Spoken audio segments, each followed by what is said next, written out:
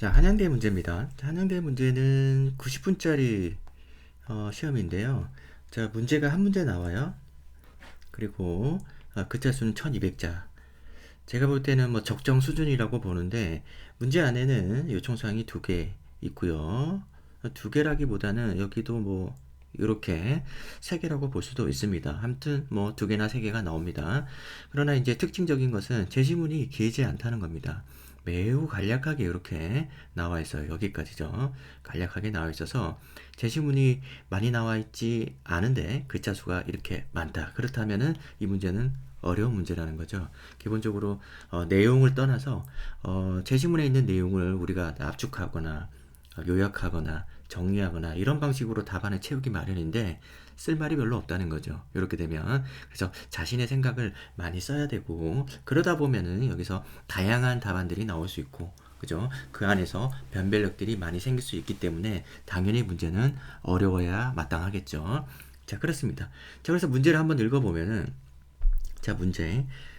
가의 노자의 입장에서 나에 나타난 나의 관점, 그죠? 화자 나의 관점을 옹호하거나 반박하고, 그러니까 노자의 입장에서 보면은 이 나의 제시문에 나와 있는 나, 화자 나는 옳은 것인가 그른 것인가 우선 평가를 해줘야 되고요. 그다음에 심표.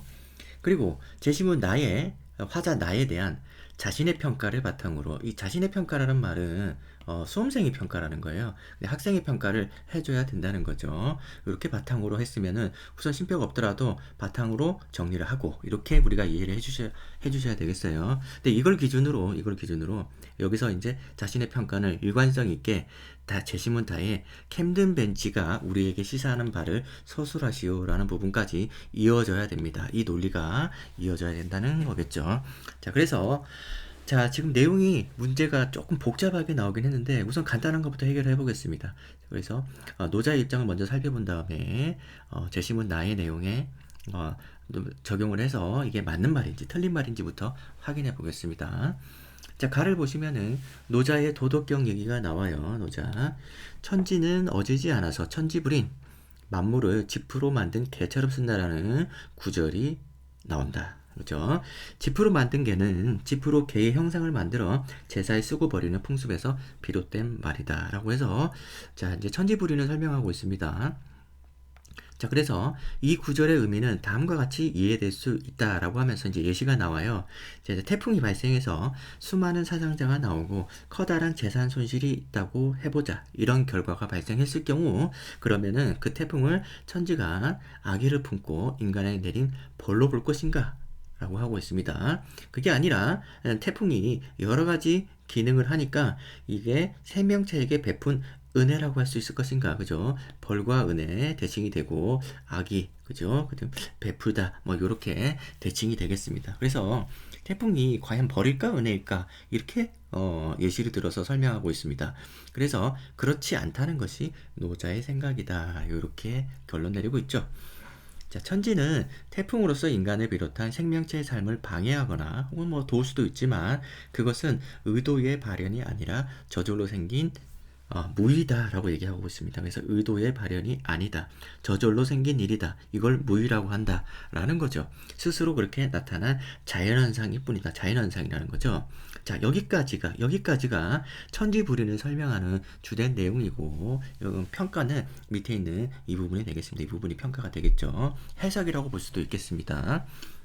자, 근데 여기서부터 내용이 좀 달라집니다. 자, 이런 맥락에서 보면 이 구절은 천지가 친애함과 멀리함과 같은 인간적 의미의 덕목을 가지지 않으므로 여기서 친애함과 멀리 이건 사실은 우리가 이제 배경 지식이 있으면 알겠지만 인이죠, 인. 그래서 위에서 얘기한 이 인입니다. 인. 그죠? 인입니다. 그래서 멀리함과 같은 인간적 의미의 덕목을 가지지 않으므로 인을 가지지 않으므로 이 세상에 살고 있는 개개인의 존재들에 대해 지극히 무심하고 개개인의 존재에 대해서 무심하고 그래서 공평하다는 뜻으로 풀이된다라는 해석을 하고 있습니다. 자, 뒷부분까지 마지막 읽어보고 설명하겠습니다. 만물은 물과 공기, 햇빛, 땅과 같이 천지자연의 기운으로 살아가고 있지만 정작 천지자연은 무심하다는 것이 노자의 생각이다라는 겁니다. 자, 우선 첫 번째 문단 설명하면 자, 이 전반부를 보시면은 천지불이 어떻게 해서 나온 말인지 설명을 하고 있어요. 태풍을 예를 들어서 쓰고 있죠. 태풍. 그래서 이것은 벌도 아니고 그리고 은혜도 아니다. 이런 내용이 나오고 있고요. 그 다음에 이 뒷부분에서는 이것은 자연현상일 뿐이기 때문이다라는 거죠. 자연현상. 이 자연현상을 우리가 무위라고 설명하고 있습니다. 무위라고. 자, 그런데 이런 맥락에서 보면 확장하고 있죠. 뭐라고 해야 될까요? 이 내용을 인간적인 의미에서 해석을 더 첨가하고 있습니다. 여기서 친애함과 멀리함과 같은 인간적 의미의 덕목을 가지지 않는다라고 해서 이렇게 무의이기 때문에 이렇게 인간적 의미의 덕목을 가지지 않는다. 친애함과 멀리 인을 하지 않는다는 거죠. 이 인을 하지 않는다는 거고, 그러므로 해서 이것은 개개인의 존재들에 대해서 무심 이렇게 볼 수 있겠고, 그 다음에 이런 결과로 이게 공평하다고 볼 수 있다는 거죠. 다시 한번 얘기하겠습니다. 자, 인간적인 덕목이 없다는 거죠. 우리가 이제 인이라고 볼 수 있겠고, 인간적인 덕목이 없으니까 이거를 우리가 무심이라고 볼 수 있겠습니다. 구별하지 않는다는 거죠. 개개인의 존재에 대해서 구별하지 않는다는 거죠. 그래서 이 내용은 결국은 우리가 이것을 공평하다고 평가할 수 있지 않겠는가 이렇게 설명하고 있습니다. 그러니까 공평하려면은 이렇게 인간적인 관점에서 봐서도 안 되고 구별해서도 안 된다는 것이 전제가 되어야 된다는 겁니다. 이게 바로 무의를 해석하는 노자의 관점이 되겠습니다. 자, 그 다음에 이제 두 번째 문단을 볼게요. 자, 노자는 앞에 구절과 대꾸를 맞추어서 성인은 어질지 않아서 성인불인 이렇게 쓰고 있습니다. 성인불인. 똑같이 하자는 거죠. 똑같이 천지불인처럼. 자, 그래서 백성을 지프로 만든 개처럼 여긴다는 말을 덧붙였다. 여기서 성인은 이상적인 인간상을 가리키는데 성인 동안 천지가 만물을 대하는 것과 같은 태도로 그죠? 백성을 대한다고 강조한다. 뭐 이 내용이 핵심이 되겠죠. 그리고 이 말에는 인이 없다는 거죠. 그죠? 이 인이라는 것은 인위적인 덕목에 불과하므로 자연은 무의잖아요. 자연의 무의를 따라야 되는데 인간적인 이런 어떤 덕목으로서의 인을 그죠? 중시하면 안 된다. 그죠? 무시해야 된다. 뭐 이렇게 얘기하고 있습니다. 자, 그렇습니다. 이렇게 정리가 되어 여러 가지 중요한 논리적인 고의자는 이렇게 정리를 해볼 수 있고요. 이 내용을 토대로 나를 한번 살펴보면요. 손님과 화자 나의 대화가 나타납니다.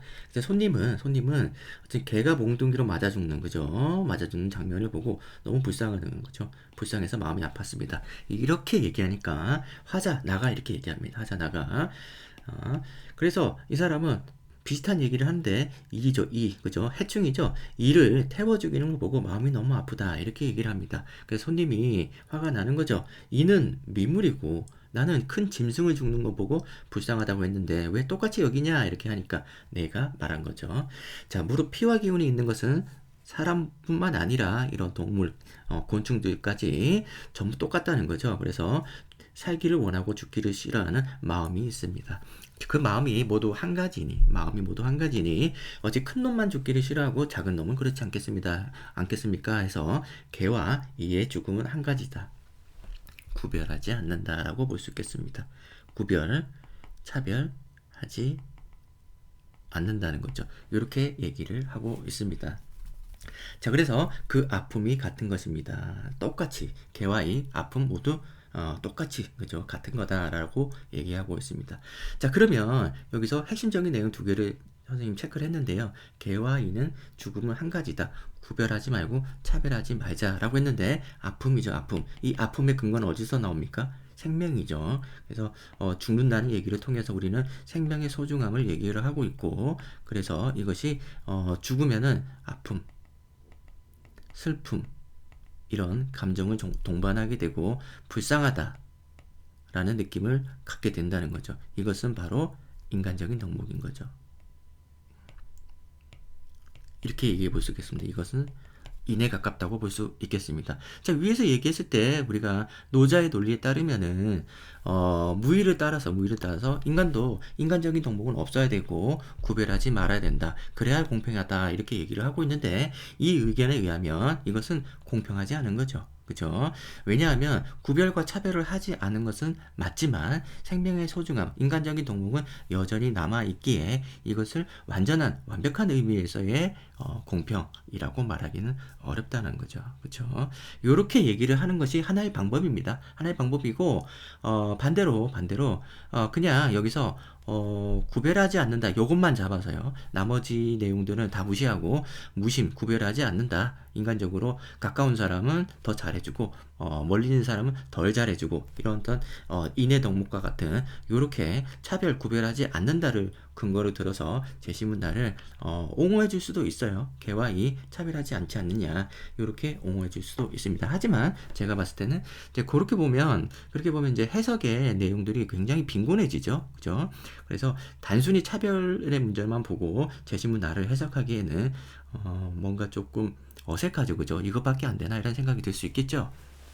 좀 더 깊이 들어가서 여러 가지 항목들, 키워드들을 잘 한번 살펴보고 논리적인 구조를 여러분이 따져본다면은 이런 내용들까지 여러분이 밝힐 수 있을 것이고 이것이 결국에는 공평함을 말하는 목적을 두고 있구나라는 것을 이해해 볼 수 있습니다. 그리고 추가적으로 이거는 이제 사회적인 질서죠. 위에서는 자연의 질서입니다. 그죠? 자연의 질서를 그대로 따라서 사회 질서에 적용하는 이런 관점이라고 볼 수 있겠습니다.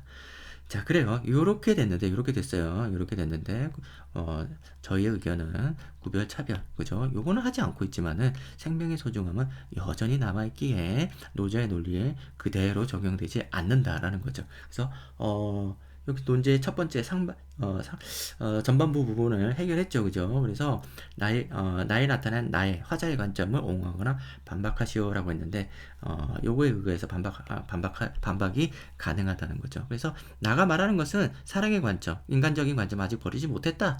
그죠? 요렇게 평가하면 되겠습니다. 그리고 나서, 여기까지 평가하고 나서 자꾸 왔다 갔다 해서 미안한데, 나에 대한 자신의 평가, 내 평가가 더 필요해요. 그럼 이거는 옳은 평가인가? 그죠? 노자의 관점으로 이렇게 공평하지 않다라고 봤는데 이것은 존중될 만한 것인가? 아니면은 부정될 만한 것인가라는 것을 써줘야 되겠죠. 그런데 여기서 이제 여러분들이 생각해 볼 만한 것은 자연의 무의를 토대로 인간의 질서, 그죠? 공평함을 그대로 적용해서 쓰고 있잖아요. 좀 이상하지 않습니까? 그죠? 그래서 자연스러운 논리라고 볼 수 있는 것은 아무래도, 그죠? 이게 생명의 소중함을 우리가 무시할 수는 없죠. 그죠? 그리고 이건 자연의 질서와 그리고 또 인간의 질서는 또 다르기 때문에, 이게 더 낫다. 그죠? 노자의 논리를 그대로 적용해서 공평하지 않다라고 보는 관점보다는 모두 동등하게 생명의 소중함을, 그죠? 존중하는 이런 어떤 제시문 나의, 그죠? 이런 상황이 이 사람의 논리가 더 타당하지 않겠는가 이렇게 해주는 게 좋겠습니다. 그렇게 해주고 나서 이 논리를 토대로 캠든 벤치도 해석해 볼 수 있습니다. 캠든 벤치를 이제 간략하게 설명을 하면요. 캠든 벤치 디자인이 이렇게 됩니다. 이렇게 벤치를 이런 디자인으로 만들었어요. 그래서 모서리가 있어서 눕기에 불편한 이런 벤치 모양을 디자인해서 설치를 했다는 거죠. 왜 이런 일이 벌어졌냐 하면 이게 공공시설물이라는 것은 우리가 알고 있죠. 그래서 공공시설물이고 설계자들이 목적이 있었는데 그 목적이 뭐냐면은 이 벤치 주변에서 이탈 행위가 벌어진다는 거예요. 여기는 이제 노숙자들이라든지 아니면은 용도에 맞게 쓰지 않고 이렇게 스케이트보드 연습하는데, 그죠? 올라타거나 그러는 경우라든지 아니면은 일탈하는, 그죠? 불량 청소년들이 모여가지고, 그죠? 여기서 모여 있는, 그래서 일탈 행위를 저지르는 이런 상황이 발생하니까 못 모이게 만드는 거죠. 여기서 쓰지 못하게 만드는 거죠. 불편하게 해서. 자, 그런 행위가 이런 어떤 요런 결과가 나왔다는 거죠. 이탈 행위와 범죄를 줄이는 데는 기여했는데 이것이 바람직하지 못한 건축물이 아닌가 이렇게 평가하는 경우도 있다는 거죠. 자, 위에서 우리는 차별을 하지 말고, 그죠? 구별하지 않고 차별하지 않는 것은 좋은데 생명의 소중함도 동시에 우리가 존중해야 된다. 라는 부분의 논리로 제시문 나도 한번 적용을 시켜보면은 여기서는 차별하고 있지 않습니까? 그죠? 잠깐만요. 예, 차별하고 있습니다. 차별하고 있는데 과연 이 차별의 내용이 존중의 의미인가? 라는 부분에서 우리가 내용이 갈릴 수는 있겠죠. 그죠? 그래서 이렇게 차별을 하면 안 된다는 쪽으로 가주는 게 우리가 위에서 얘기한 요 논리를 우리가 평가했잖아요. 그래서 차별하지 않는 것은 좋았다. 생명의 소중함을 그죠? 존중한 것도 좋았다. 이런 논리로 평가를 했을 거 아닙니까? 그죠? 그렇다면은 여기서 차별한 것은 잘못됐다라고 우리가 평가를 해줘야 되겠고, 그 다음에 이것은 존중하지 않은 것이다라고 평가를 해주면서, 그러면 결국 우리가 뭐라고 결론 내릴까요? 공평하지 않다라고 얘기해 볼 수 있겠습니다. 여기 위에서 제시문가에서 모든 기준이 나오지 않습니까? 그죠? 공평의 문제로 얘기를 접근해 볼 수 있고, 이것도 역시 마찬가지로 그런 식으로 우리가 비평을 했고, 밑에서도 마찬가지로 공평을 끝까지 끌고 온 거예요. 여기까지 끌고 와가지고 이렇게 논리를 정리를 하면, 이 논지에서 요구하는 어디까지 우리가 정리가 된 거냐면 여기까지 바탕으로 이렇게 분석한 것까지 될 수 있겠습니다. 분석. 그죠? 하지만 시사하는 바를 서술하시오라고 했으면은 이제는 여러분들이 이 제시문의 논리를 좀 벗어나서 추가적으로 여러분들이 여기에 관한 다른 생각들을 여기다 집어넣어 볼 수 있다는 겁니다. 그렇다면은 우리가 막연하게 배경 지식을 가지고 여기에다가 막연한 기준들을 가지고 와서 자기만 알고 있는 기준으로 이걸 해석한다는 것은 어불성설이고요. 여기서 제시문에서 힌트를 얻어서 거기에 있는 것들을 말꼬리를 물고 늘어져야 된다는 겁니다. 제가 제시해 줄 수 있는 것은 이런 것이에요. 첫 번째, 제시문 가에서 자연의 원리 아닙니까? 자연의 질서잖아요. 자연의 질서인데, 자연의 질서에서 공평하다는 것을 사회 질서로 그죠? 그대로 이어가고 있죠. 사회 질서에서도 똑같이 공평하다는 거죠. 하지만 자연 질서에서 공평한 이 무의라는 것은 순환하는 질서라고 볼 수 있겠죠. 순환이죠. 순환과 보존의 질서라고 볼 수 있겠습니다. 봄여름 가을 겨울 그죠? 엎었다 뒤집었다 이렇게 하면서 낙엽이 지기도 하고 새싹이 나기도 하고 이런 것들이 모두 순환하는 거죠. 하지만 사회의 질서라는 것은 그렇게 유지되는 게 아니지 않습니까? 어디까지나 발전하려고 노력하고 관리하고 뭐 이런 내용들이 필요하다는 거죠. 목적이 다르다는 겁니다. 목적이 분명히 다른데 둘 다 공평하다는 말을 쓸 수는 없다는 거죠. 자, 그래서 추가적으로 시사하는 바를 얘기를 해볼 수 있겠습니다. 왜냐하면은 우리가 자기 논리만 써가지고는 충분한 논리적인 논증이 되진 않거든요. 상대방의 주장을 한번 언급을 해줘요. 그러니까 내 주장을 하죠. 내 주장하고 여기다가 예상되는 반론을 한번 언급을 해줍니다. 이게 균형적인 거죠. 그리고 제 반론을 통해 가지고 확실하게 정리를 내버리는 겁니다. 우선은 지금까지 여기까지 한 게 나의 주장이에요. 논지에서 요구한 나의 주장입니다. 근데 예상되는 반론이 있죠. 예상되는 반론. 이게 차별이냐 과연? 이게 차별이냐는 거죠. 그리고 이게 그 일타령이 그리고 이걸 사용하는 사람들, 이런 사람들에 대한 존중이냐, 그리고 이게 공평한 거냐 라는 쪽으로 우리가 계속 반론이 제기될 수 있겠죠. 그죠? 여기서 이제 차별하면 안 된다. 그 다음에 이 사용하는 사람들에 대해서 존중, 그죠? 위에서는 생명이 존중이겠지만은 여기서는 모든 사용하는 사람들, 그죠? 권리 이런 것들 존중한 거냐, 이렇게 우리가 이제 의문을 가지고 비판을 했지만은 반대 의견에서 어떻게 볼 수 있겠습니까? 이것은 차별한 거 아니다. 모두 불편했잖아.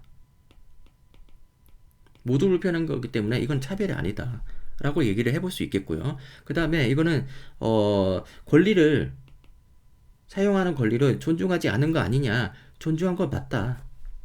존중한 거 맞다. 그죠? 반론에 왜 존중한 거냐. 벤치를 정상적으로 사용하는 사람들은 존중한 거 아니냐. 벤치 정당한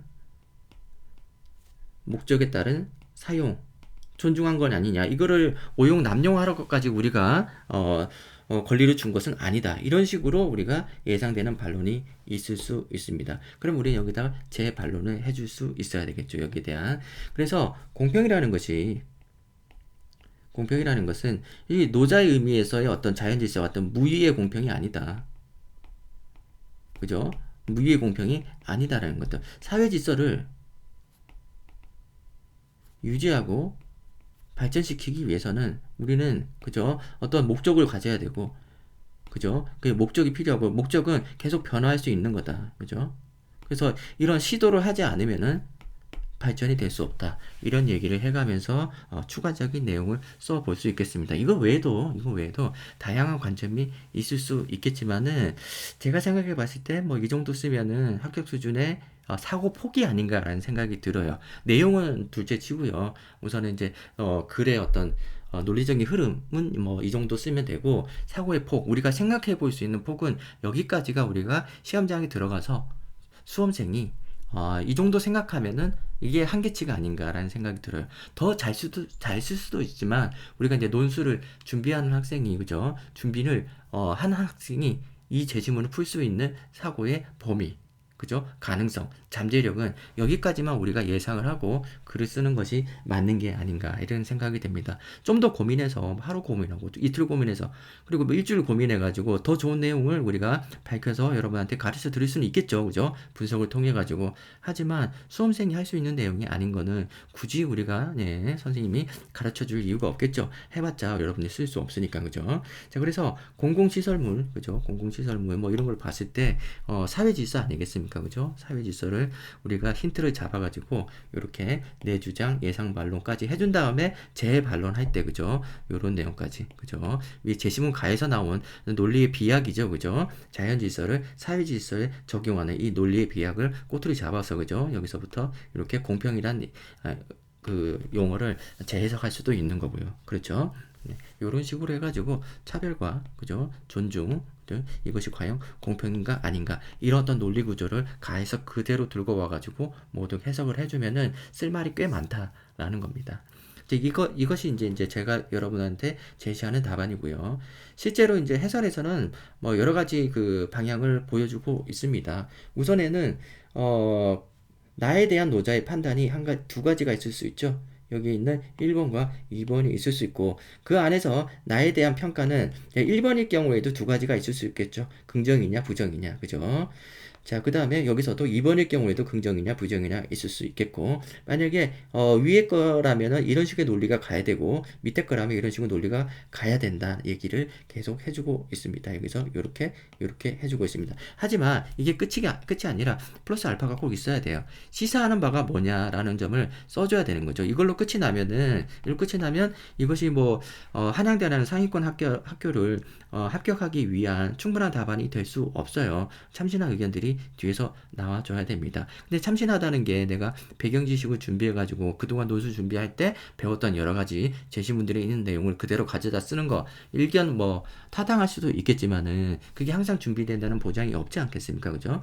자, 그래서 제시문에 있는 내용들, 가에 나와 있는 논리, 그 다음에 다에 나와 있는, 그죠? 요런 다에 나와 있는 여러 가지 근거들을 우리가 잘 한번 고민을 해가지고 이걸 붙들고 써도, 그죠? 충분하게 창의적인 참신한 내용들이 나올 수 있다라는 거고, 기본적으로는 이 구조로 쓰는 게 좋다는 거예요. 기본적으로는. 무조건, 그죠? 자기 주장을 했을 경우, 옳고 그름을 논증하라고 했을 경우에는 우선적으로 이제 내 주장을 하되 예상되는 반론과 재반론이 꼭 나와줘야 된다는 거죠. 이런 식으로 나오고 있고, 답안의 내용들은 굉장히 다양하게 나올 수 있기 때문에 학교 측에서 제시를 하고 있진 않아요. 이 네 가지 종류를 다 제시할 수도 없고, 그 다음에 또 여기서 또 뭐 한 가지만 골라서 하기도 그렇고, 그렇다 보니까 이렇게 학생의 답안을 이렇게 모범 답안으로 보여주고 있는데, 이것은 이제 여기에서는 이런 답안을 보여주고 있는데, 또 논술 가이드북에서는 따로 출판한 자료에서는 또 다른 답안이 나와요.